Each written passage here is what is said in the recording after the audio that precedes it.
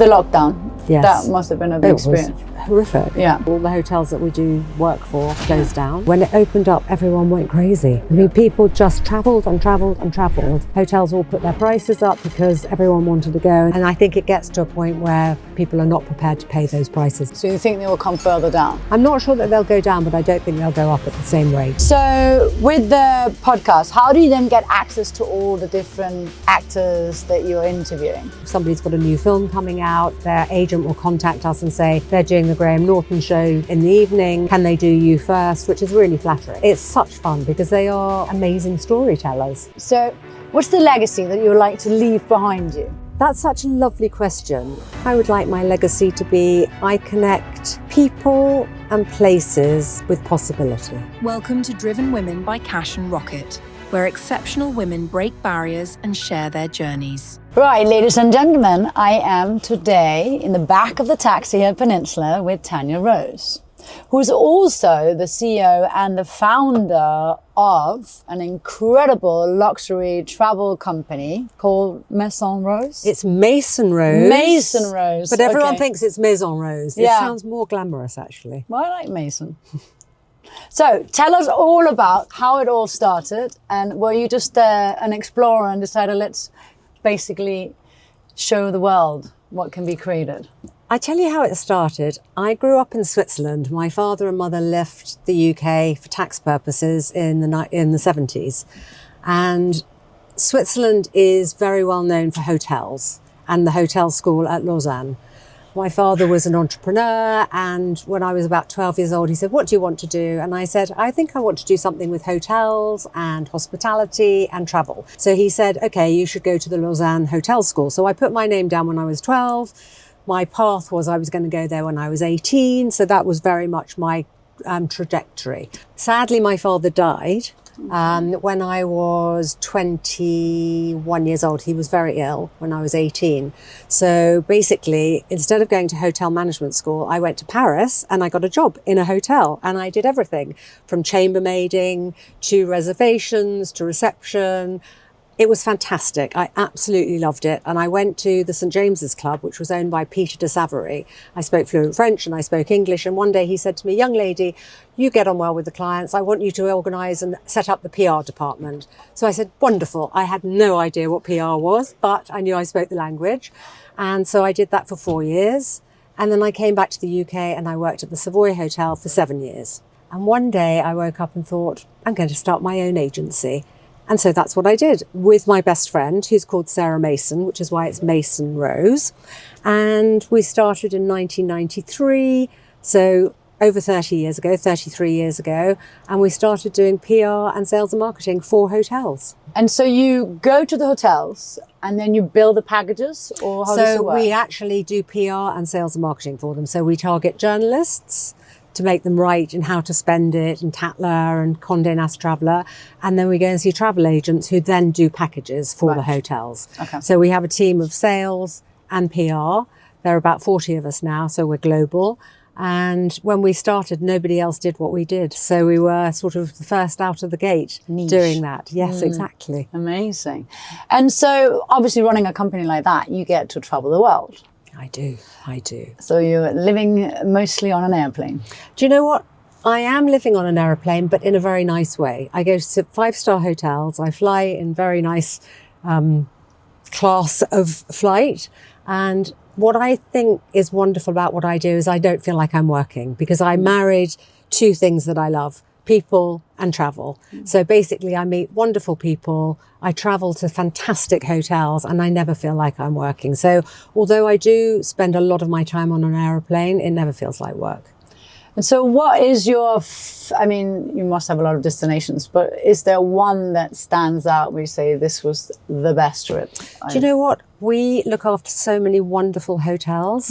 And when I wrote this book, Travel Secrets, which I did 10 years ago, everyone said to me when I was interviewed, what's your favourite hotel in the world? And I said, I can't answer that. It's like asking which is your favourite child. And I know you've got 6 children, so it would be an impossible question for you to answer. It depends on what you want. If you want a family hotel, or if you want a little boutique hotel, or you want a glamorous one. My favourite hotel that I don't look after, so I can say, is the Colombe d'Or in Saint-Paul-de-Vence. Okay. It's a tiny little hotel 20 minutes from Nice Airport. It's only got 30 rooms. It's been there for many, many years. And in the olden days, the artists used to give paintings instead of paying for their board and lodging. So it's like a bed and breakfast, but with amazing paintings. You've got Picasso and Miro and Chagall on the wall. Oh, wow. And we go there every summer in August. And that really is my favourite. And very intimate as well. Same people go there. You don't get a place in August unless somebody dies, basically. Right. So it's like a family. Okay. I love those kind of things, though. It has Beautiful. so much history. Yeah. So within these trips that you organise, and you obviously tie in the hotels that you're working with, what do the clients come to you and say? So do they give you guidance, or they say you have a free fall, go for it?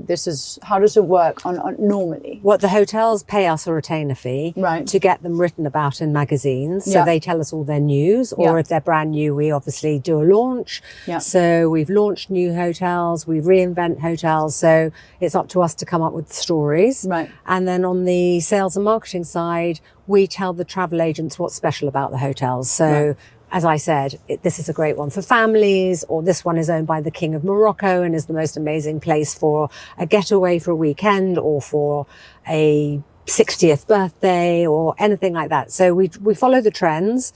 We come up with the stories and then we promote them, basically. Okay. What we're not is a travel agency. My best friend, Sarah Mason, who started my business with me, left Mason Rose after 10 years, and she actually now is a travel agent. Okay. She has a company called Mason Rose Private. So she is actually a travel agent and books people hotels and holidays. So she does the whole package? She does the whole package, yeah. Okay. Yeah. Okay, so now you're running the company on your own. So I now have a managing director who runs the business with me, who's also a shareholder. And basically, I think one of your questions that you were going to ask me, or we talked about, was, when you have your own business, what are the pitfalls and the highs and the lows? And so what are they? Well, I would say it's difficult running your own business, but it's also hugely freeing. And I've been incredibly lucky to have the right people around me. So my best friend started the business with me. When I had my son, my mentor from the Savoy actually joined me and ran the business for a few years to help me have a child.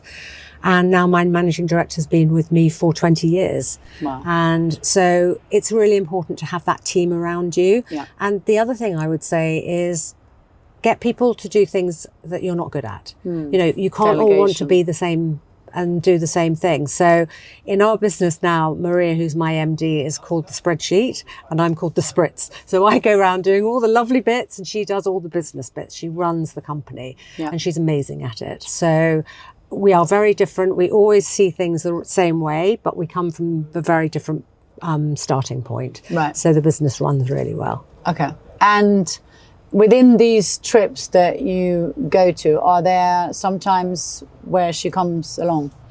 We go on some trips together, but usually we travel separately because, we try and conquer the world, basically. So she'll go to some hotels, I'll go to other hotels. I'm the one that usually goes and looks at new hotels. Right. So we try to see a property before we take it on as a client, just to make sure that it's the right level. Yeah. She doesn't necessarily do that. Okay. And you said you had 40 people working in the company, so it's a big company now. It's not small. No. There's a lot of responsibility that comes with that as well. It is, when the payroll comes round every month. But what we're really, really lucky is that people work for us for a long time. Yeah. So, as I said, Maria's been with me for 20 years. The head of PR's been with me for 15 years. The head of sales and marketing for 12 years. So people stay for a long time. And one of the other things, which is great, because it's not that big a company, so people do have to grow, and often they leave, go somewhere else, and then come back again, which is really nice. Yeah. It's a real family. And the other thing which I think I'm really proud about is that they are very supportive of us even when they leave. Yeah. They feel very much part of that Mason Rose family, which is really lovely, I think. And so within, the podcast that you launched 2 years ago, which is all about talking about the experiences and getting fabulous celebrities from all around the world. Tell us about, how that whole... Well, I started that, as I said, 2 years ago, 1st of February 2 years ago. It's called Travel Secrets, and it followed on from my book, which I did 10 years ago. The book was my favourite hotels around the world, and then interviews with my famous friends and their travel secrets. And everyone said to me, the best bit of the book is the travel secrets that your friends are telling, you know, where to eat, where to shop, where to buy, whatever it is that they get on their travels. So in the world of podcasts, I decided, I'm going to launch a podcast. I have no idea where I got the bravery to do it. And I mean, you're brilliant at it as well. So you obviously came across this too. But I remember doing my first one and it was terrible. Honestly, when I look back now, I think, how did I have the gumption to do this? But I've now done 100 and the 100th was good. That's a lot. What is wonderful is that I usually interview actors. So they are fantastic storytellers. You know, I don't have to do much. Yeah. I ask the question and basically they just go. Yeah.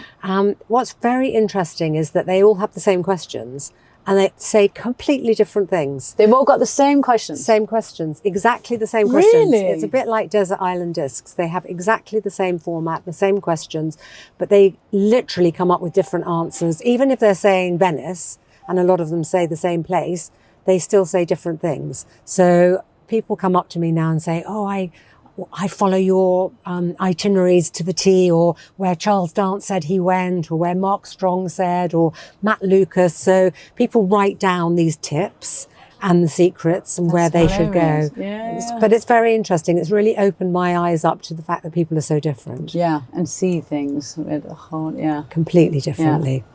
And so are there certain, surprises when you do these interviews and they say, I don't know, Venice, and their favorite thing was going to the couture shop where they do all the beautiful, or are there answers where you wouldn't expect that would be there? Most people actually don't talk about couture and 5-star. It's all about where the locals go. Right. That's the thing that really stands out to me. And that's great because that's giving people secrets that they don't know, where they get the best cappuccino or where they had the best fresh fish sitting on a beach in Sri Lanka. What is surprising is that so many people are so adventurous. I mean, David Gandy was talking about swimming with piranha, and I said, I didn't think you could. I thought they would eat you and things like that. So the most surprising things are the adventures that people get up to, rather than the places they go to. But I'm learning every day in new places. And honestly, I write them down and think, right, that's going on my bucket list next. Yeah. So your bucket list must be very long. It's very long. It's very long. But I have many years to still travel. Yeah. No, especially when you listen to everyone else's, stories, and they've obviously gone trying different things that you might even have thought of. Yeah, absolutely. It takes you out of your comfort zone and trying to be tested on other I've got some friends like Amanda Wakely who's just mad. I mean, she's so adventurous. She goes skiing in Antarctica and through the Drake's Passage and things like that. I really take my hat off to them. Yeah. I'm much more of a Maldives. Fly and flop. Yeah, more adventurous, but with more, not so much adrenaline kicking through your body. Exactly. Yeah. I mean, she's always been very adrenaline. She's a great skier as well. Yeah. So, in regards to your book. Yeah. So it came out 10 years ago. Yeah. It has all the secrets. Yeah. So it's still for sale. It is still for sale, but it's actually out of print now. So you can buy it on eBay. It did very well. It was one of the best selling in that year. But I do think things have moved on. And so that's why I went into the digital world. Yeah. And it's the same with Mason Rose. You have to reinvent what you're doing. So we do PR, we do sales, we do marketing. We've created a studio now. So we're doing much more digital PR. Right. Because that is the way of the world. I mean, we all consume everything on the phone. I know I'm terrible. I mean, I'm double screening the whole time. I'm watching something on television and looking at my Instagram. It drives my husband mad. Yeah. But, you do have to look at things that way. And the podcast has taken us to a totally new audience. I do my weekends in where I sit and I talk to the camera and say, right, I'm going to New York for 3 days. This is where I would stay. This is where I would shop. This is what I would eat. This is what I would drink. And people literally will go and follow that itinerary for 3 days. So we are getting, some of those weekends in get to 5 million people. It's extraordinary. Wow, that's incredible. Yeah, it's amazing. My husband says, who are these people who are watching this who don't know you? Well, that's great, though. Yeah, that's good. It also shows that, people like to just be told you know. I think once they get to trust you and they know that you like the same things that they like, they're very happy to follow. Yeah, and they've seen you deliver. Yeah, exactly. And what about, obviously, with the lockdown? Yes. That must have been a bit of a full-on experience. It was horrific. Yeah. It was so difficult. First of all the hotels that we do work for closed down. Yeah. So we had to put a lot of our staff on furlough. What was very interesting, though, when it opened up, everyone went crazy. I mean, people just travelled and travelled and travelled. Hotels all put their prices up because everyone wanted to go, and now there's a levelling out of that now. Is there? I still think they're super expensive. They are expensive, but they are having to look at it because they just 2 or 3 years were putting their prices up and up and up. And I think it gets to a point where people are not prepared to pay those prices anymore. Yeah. So you think they will come further down? I'm not sure that they'll go down, but I don't think they'll go up at the same rates. Okay. I hope. Well, no, me too. Because I think at one point, you know, you're staying there for 1 night or 2 nights or sleeping there and still paying that amount. Yeah. It seems, crazy. So without the, you know, with the whole lockdown coming back, now everyone wants to travel, see the world, because they realize, oh my God, if this were to happen again, there's so many things on my list I need to get through. So that's in your advantage. It is. Have they become more adventurous? I'm not sure that they've become more adventurous. There are new things that people are doing because of lockdown. I think they're doing lots of these multi-generational holidays now. Yeah. So they're going away with their families. Yeah.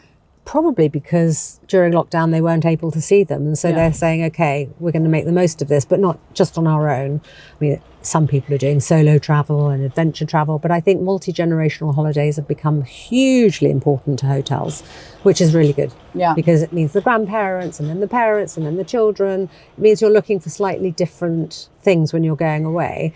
But that's nice business for these hotels. Yeah. They're looking for different destinations. So if they went to the same place every year, they might think now, oh, I'm going to go to one place different every year. I know I am. Yeah. I mean, I travel so much for business anyway that my holidays are always in the same place. Yeah. But is that because it's your comfort zone? It is, but also because I travel so much throughout the year to different places. Yeah. But now I've always decided that I'm going to go to one place that's not a holiday that I go on normally and not a business trip. Yeah. So to go to one other place that I've always wanted to go. So this year I'm going to Nashville because I love country music. Nashville. Yeah. And Dolly Parton is my heroine and she's opening a hotel in Nashville. So I'm going to go and see that. Yep, in June. Oh, fabulous. I mean, it will probably be like Dollywood. It will be Dolly, Dolly, Dolly, but it will be so much fun. Yeah. But her energy is incredible. She's amazing. And she's so incredible what she does with her literacy and I know. Giving books to people. I think she's she's an wonderful. Extraordinary lady. Yeah, she really is. I mean, I didn't realise she was owning in her hotel. Yeah, that's great. Yeah. Why not? No. How old is she? 80. Yeah, I mean, she's good 80. for her. That is incredible. Fantastic. Why not open a hotel at 80? Exactly. Why not? Yeah, I love that. So you're a mother as well. I am. So running the company and being a mother, how have you managed to kind of, you know, hold all of that? Well, I'm a mother of one. You're a mother of 6. So I could ask you the same question because you've got 6 children. I have a 22-year-old son. And I have to admit, when he was born, and he is literally the apple of my eye, I'm very close to him. I was not a good stay-at-home mother. I did it for 3 months and I could not wait to get back to the office, to have a coffee, open Hello Magazine and sit down and have a relax. I went to Monkey Music once and I cried because I thought, if this is my life, I'm going to die. But I had an amazing nanny and she stayed with us until he went to boarding school. And she was fantastic. She did everything with him and he had the best upbringing. My son is also very good at acting, so I would always make sure that I always saw him in his plays. My travels shortened, so if I went to Mauritius to see a new hotel, I might go for 5 days before I would go for a day and a half. You know, I'd fly, I'd see it, I'd come back again.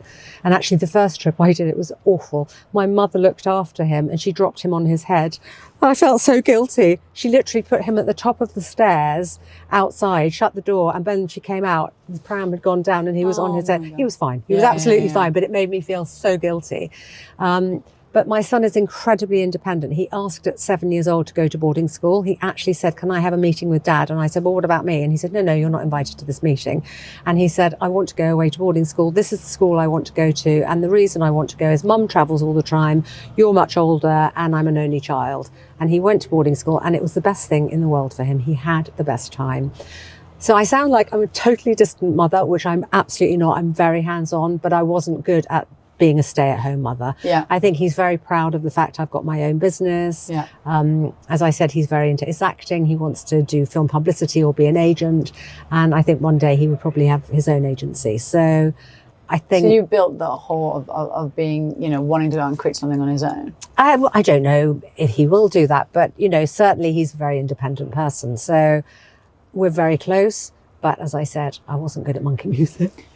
But he also, so he was enjoying boarding school because, he that's... loved it. Yeah.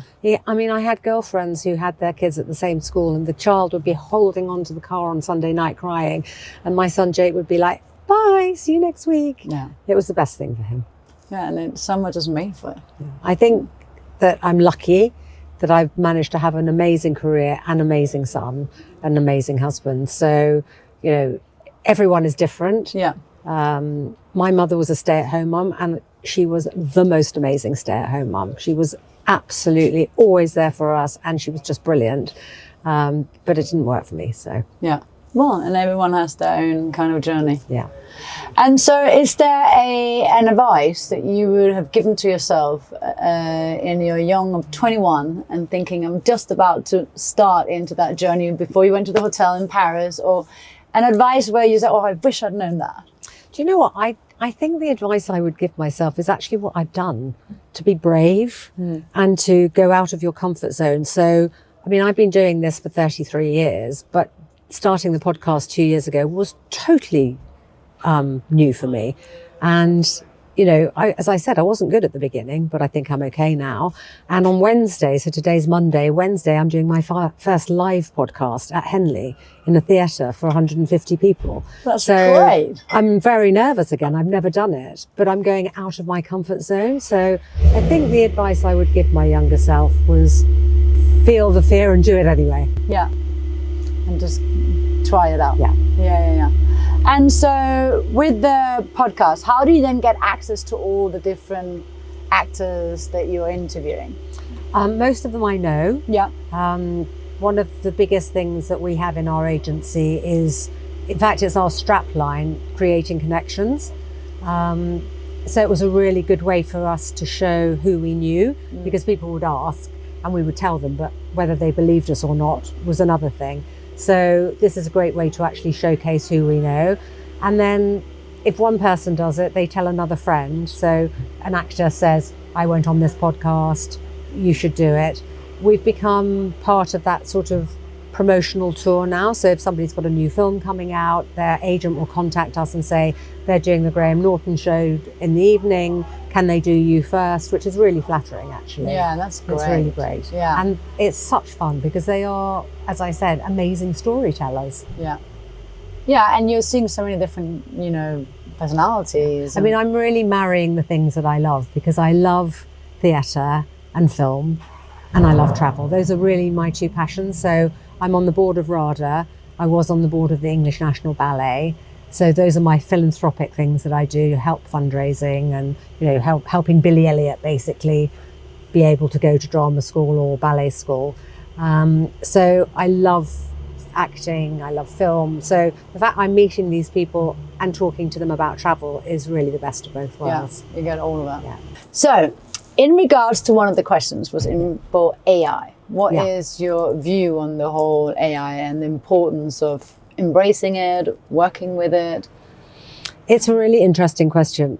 It's so much part of where the PR world is going. Yeah. I chat to ChatGPT every day. Yeah. Everyone's new best friend. I know. I literally chat away. And I went to a conference in Bangkok, actually, that was all about that. And it was very interesting. It said, you do have to teach it your voice and everything. And it is making manual tasks so much easier. Research, all that sort of thing is fantastic. We have set up something called Mason Rose Studio, which is our digital studio. Right. So it's going to be very much part of that. But I don't think it will ever take away from that personal connection. And actually, in my book, on the first page, it says my top tips, which are the best hotel recipe. And the first one is genuine recognition from warm and welcoming staff. And the second is a general manager who values their guests and is visible. And I don't think AI will ever be able to do that. No. So it can really help. Yeah. You absolutely cannot ignore it. But I think that genuine, warm, authentic connection is very important. Yeah.